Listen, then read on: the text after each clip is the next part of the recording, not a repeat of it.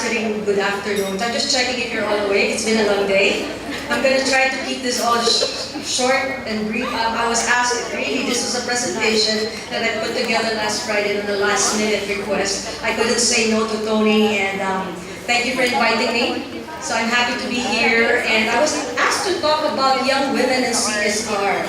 So apologies to the men in the room, but I'm not a feminist, but I'd like to say that part of my gender advocacy for gender diversity actually must involve the men. Okay, so hopefully you will listen. I will keep this brief. I know I have 15 minutes. So I'm also using the subtitle, Young Women as Powerful Drivers of Change. This was actually a topic that was used during the recent APEC Women in the Economy Forum. So that was actually the most exciting portion of the forum, because it was young women who actually shared their best practices in their corresponding activities. So just a brief introduction of who I am. Men's Student Fielders has actually a lot of advocacies, which is more about our many seminars. So we have, I don't know if any of you, I think there were several people from FEU who actually passed Mark Pro Foundation, which is the training of the top 25 graduating students. We have women for entrepreneurs, for faculty, for SMEs, and a lot of things there. But really, this is just me. Do you follow any fashion blogger? Does she look familiar? She's my daughter. Okay, Trisha Gosimian is my daughter. Familiar?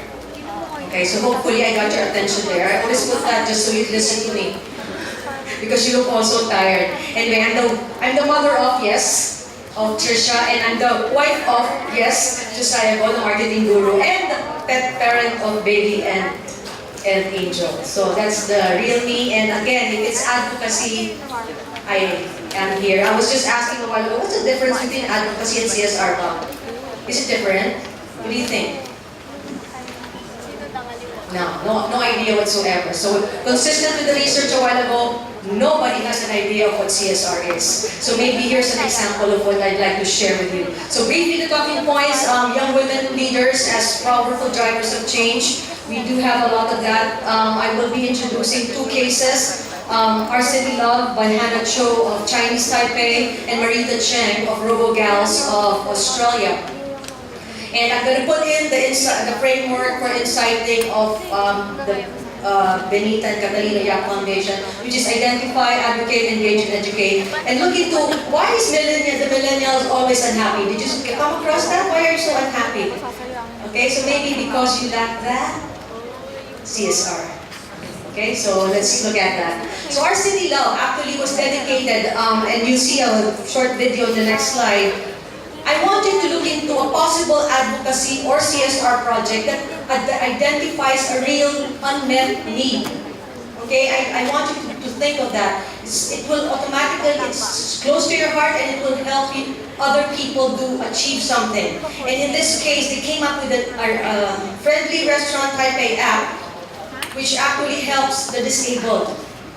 Okay, and because of that, she has won a lot of awards. So I'd rather that we let it play, please. Nawala. Miss, pakiplay po.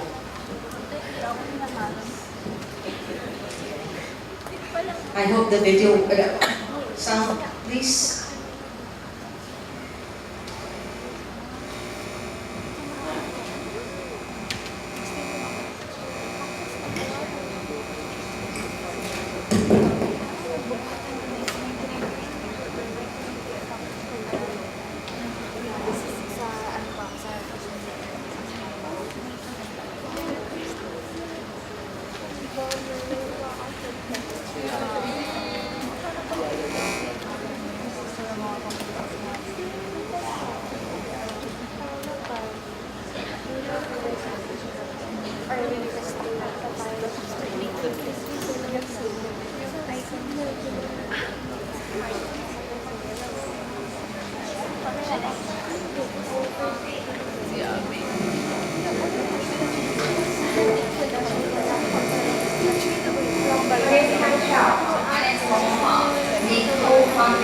Our City Love Social Enterprise. we decided to find a restaurant to have afternoon tea with a few wonderful ladies we just met, and they are wheelchair users. But after walking around at the busiest street in Taipei for about 30 minutes, we could not find any restaurant that can be entered by wheelchairs. And we thought this is ridiculous, and they said it happens all the time. Therefore, we decided to gather some volunteers, and we created the Friendly Restaurant Taipei app to allow users to find an accessible and friendly restaurant at any time, any place, in 10 seconds. And to expedite data collection, we decided to turn this SOP into a friendly restaurant survey app. We have to hold training sessions to teach them how to use the survey app along with the tablet. And upon graduation, we will give them the friendly surveyor certificate and start paying them wages so that they can start collecting the restaurant data through actual dining experience. So with over 500,000 downloads, and we have served millions of users in Taiwan and Hong Kong. We all have also created about 108 disability jobs and surveyed 1,000 restaurants. So can you imagine they just wanted to help out, the disabled? They came up with an app.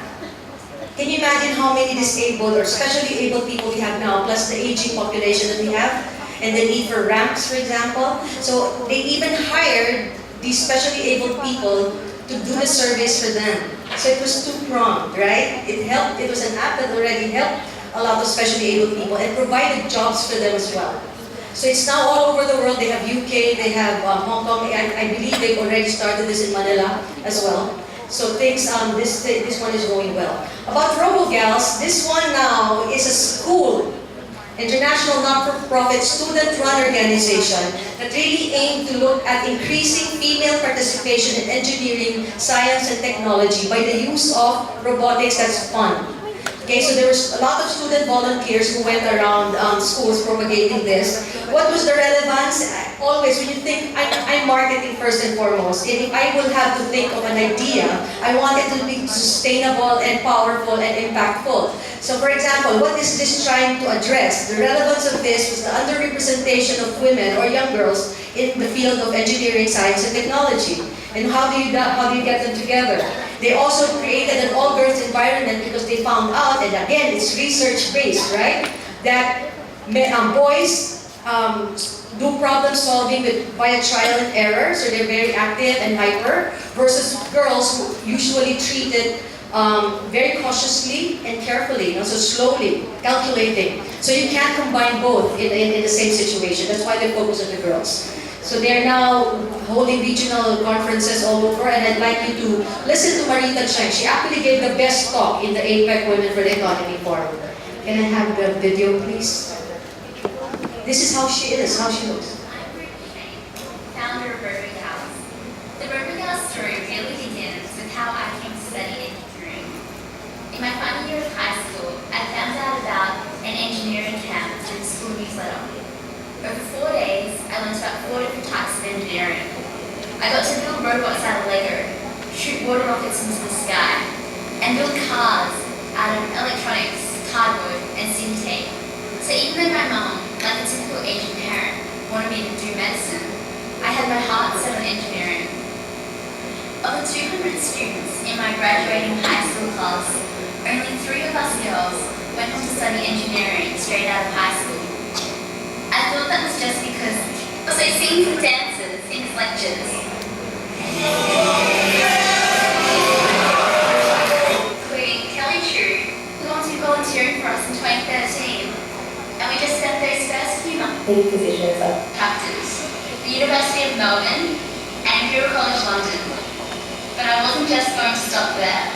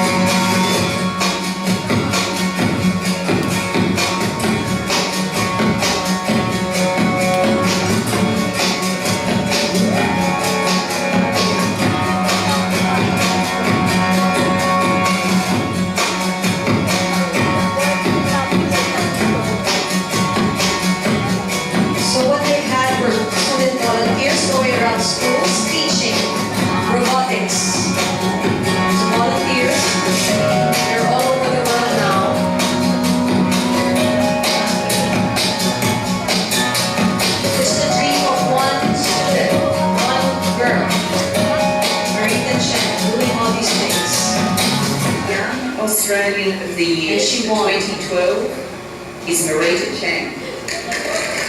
Anyway, I won't finish that anymore. What she's doing now, she actually resigned from this to move on to create robotic arms that can help the disabled get water, open the door, lift things up because they're wheelchair bound. So it's sort of ironic that both women actually dealt with or helped, came up with something that would help the specially abled people. And it started as a student. They were students. They were addressing a real need. So anyway, if you were to put everything together and you would look at it, you have to look at what creates value. Okay, if you're going to think of a project or something, make it something that's close to your heart. Maybe you can help the disabled or something, or even women or young girls. Connect the dots, have a goal, work it, and that's your advocacy or that's your project. Remove the gender from the activities. If you think, oh, we're girls, we can't do that, obviously not anymore.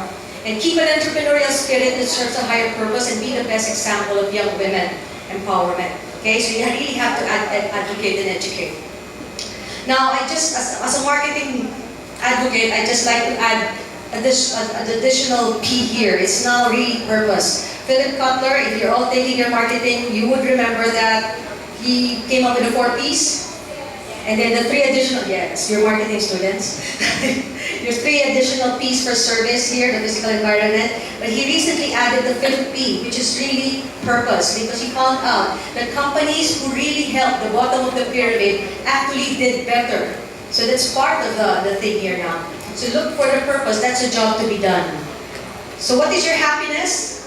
If you can, an entrepreneur, you have to like what you're doing. So if you have happiness, you have to look for something that you're doing now that gives you meaning and gives you pleasure at the same time. So that's the kind of CSR that I feel will really work and will be sustainable because you have it at your core. So you've seen all this, it's all over Facebook. If you love it, you have a mission, the world needs it, there's a vocation, profession, you're great at it, and it's better if you get paid for it, but if not, it's still there, then that's your purpose, right? Going to bed with a dream, waking up with a purpose. Find your gift, share your gift, that's the purpose of life. So I encourage you, find your purpose, find your happiness, and have a personal social responsibility. Thank you.